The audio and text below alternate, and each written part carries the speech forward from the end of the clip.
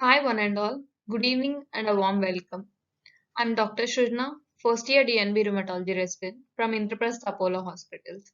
I'm here to discuss a case scenario along with a brief discussion under the title of The Old and the New of a New Disease.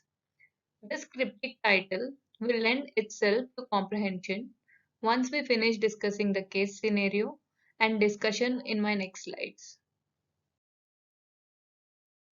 Case scenario: a 40-year-old gentleman, resident of Myanmar, visited a local hospital in Myanmar with abdominal pain as a complaint on February 2021, and on investigating, he was found to have azotemia secondary to hydrouretronephrosis, for which one session of hemodialysis was done and bilateral degestenting were done. He presented to Apollo Hospitals, New Delhi on March 2021 with complaints of abdominal pain from 6 months, low back pain from 6 months, and with a significant unintentional weight loss of 7 kgs in the past 5 months. His abdominal pain was non-specific, predominantly over the left flank, moderate intensity, constant with no diurnal variation, and radiating to both groin. Low back pain was dull aching, constant, associated with abdominal pain, with no morning stiffness. There were no complaints of vomiting, diarrhea, or jaundice. He never had any CTD features or features of ANCA-associated vasculitis, and he had no comorbidities. He is a non-smoker and has been a teetotaler. On examination, he had a right internal jugular vein catheter in situ.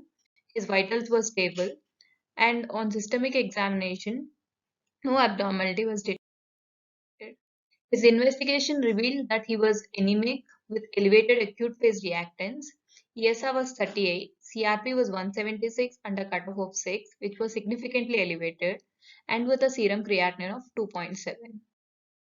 This is his CT KUB axial section image showing aneurysmal dilation of the infrarenal aorta along with peripheral calcification with a partially thrombosed lumen and a poorly defined circumferential, predominantly anterolateral soft tissue thickening around the aorta. Both ureters were encased within this fibrotic tissue, resulting in proximal hydrouretronephrosis, and we can also appreciate the bilateral DJ stenting in situ here. On the left-hand panel is the coronal section of the CTKUB, showing the aneurysmal dilatation of aorta with thrombosed lumen and soft tissue thickening. The right-hand panel is the CT angio image, showing the aneurysmal dilatation. He was investigated further, and his serum IgG4 levels were significantly elevated, 9.7 under cutoff of 2. On summarizing, he was a 40-year-old gentleman with abdominal pain and low back pain, with an abdominal aortic aneurysm on CT angio, with history of bilateral DJ stenting done for hydrouretronephrosis secondary to retroperitoneal fibrosis, and with an elevated IgG4 5 times the upper limit of normal. He was diagnosed as IgG4 related disease, aortitis with retroperitoneal fibrosis phenotype, and treatment was initiated with 1 milligram per kg steroids along with rituximab 1 gram IV infusion given twice 15 days apart, and was discharged with a tapering schedule of steroids. On follow-up, he was admitted again for his next rituximab infusion after 6 months, and routine blood investigations along with PET-CT were repeated. His HB improved significantly from 8 to 14 on the follow-up investigations. His acute phase reactants and the serum creatinine were decreased. These were his PET-CT images before and after treatment. On the left-hand side is the current PET-CT, where we can see the regression in metabolic activity at the periphery of the aorta, but there is persistent aneurysmal dilation of the infrarenal aorta with peripheral calcification. Learning points from this case: the classical triad of retroperitoneal fibrosis, hydrouretronephrosis, and abdominal aortic aneurysm are sine qua non of the IgG4 related disease, retroperitoneal fibrosis, and iotitis phenotype.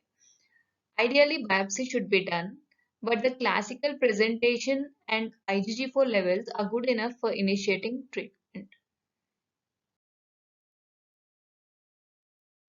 These diseases, Riedl's thyroiditis, Mikulic's disease, Kushner's tumor, autoimmune pancreatitis, and autoimmune hypophysitis were initially thought as unrelated entities. But as they share common histologic findings, they are now under the same umbrella known as IgG4 related disease.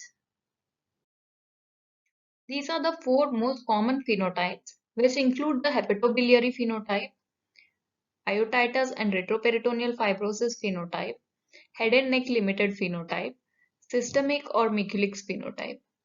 In all the phenotypes, male, white, and older population are more commonly involved, except in head and neck phenotype, where female, Asian, and younger population are more commonly involved. The IgG4 levels will be significantly elevated with hepatobiliary and systemic or Mikulic's phenotype. Atopy or baseline increase in IgE levels is seen with hepatobiliary and systemic phenotype. The hepatobiliary and systemic phenotype are treatment responsive. But with iotitis phenotype and head and neck limited phenotype, fibrotic disease is most commonly seen. They are treatment refractory and higher cumulative glucocorticoids may be needed for these two phenotype patients. ESR and CRP will be usually significantly elevated in iotitis phenotype as we have seen in our patient. These are the 11 anatomic sites typically involved in IgG4 related disease. The frequent organs to be involved are the lacrimal glands, major salivary glands, pancreas, and retroperitoneum. Occasional involvement is seen with orbits, lungs, bile ducts, and kidneys. Rarely, pachymeninges, thyroid, and aorta can be involved. Elevated IgG4 does not always mean IgG4 related disease. There are some IgG4 mimics where we can see elevated IgG4 levels.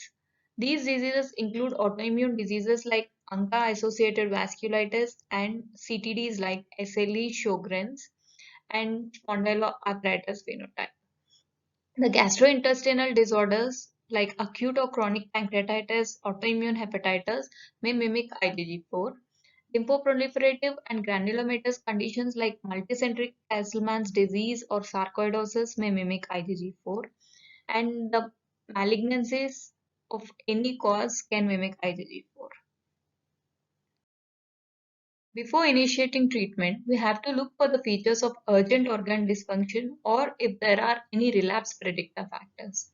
These relapse predictor factors include baseline elevated serum IgE levels, elevated IgG4 levels, eosinophilia, and IgG4 responder index greater than 9. And the urgent organ dysfunction features includes iotitis, retroperitoneal fibrosis, proximal biliary strictures, tubulointerstitial nephritis, pachymeningitis, pancreatic enlargement, and or pericarditis. If a patient is asymptomatic without any organ dysfunction, no treatment is usually advised except for strict follow-up. If there are symptoms, but the patient don't have any urgent organ dysfunction and there are absent relapse predictor factors, he should be started on steroids, 0.5 to 0.6 mg per kg prednisolone for 1 month, and it should be progressively tapered. Low doses, less than 7.5 mg, should be maintained for 1 to 3 years. If there are symptoms and there are relapse predictor factors without any urgent organ dysfunction, immunosuppressant should be added. These immunosuppressants include rituximab, mycophenolate mofetil, azathioprine, or methotrexate. And the maintenance treatment should be given for at least 2 years. If the patient is symptomatic with urgent organ dysfunction, prednisolone 0.6 to 1 mg per kg per day for 1 month with progressive tapering along with rituximab infusion is advised, and the maintenance treatment should be continued for at least 2 years. When not to treat. in asymptomatic patients and those with limited disease. This limited disease includes asymptomatic lymphadenopathy, mild submandibular gland enlargement, or incidentally detected lung nodules. These patients need watch and wait approach. They should be evaluated every 6 months for new symptoms, and routine investigations like complete blood picture should be repeated along with IgG4 levels. If baseline serum Ig is elevated, we need to repeat IgE levels along with C3 C4 if there is any subacute renal failure or renal insufficiency. Take home points from this presentation. Identifying the phenotype helps in better management. Steroids are the mainstay of treatment for IgG4 related disease, but rituximab is a promising add-on therapy. Continued follow-up is needed even in patients who attained remission and completed maintenance therapy. With this, I conclude my presentation and thank you for your patient listening. Thank you.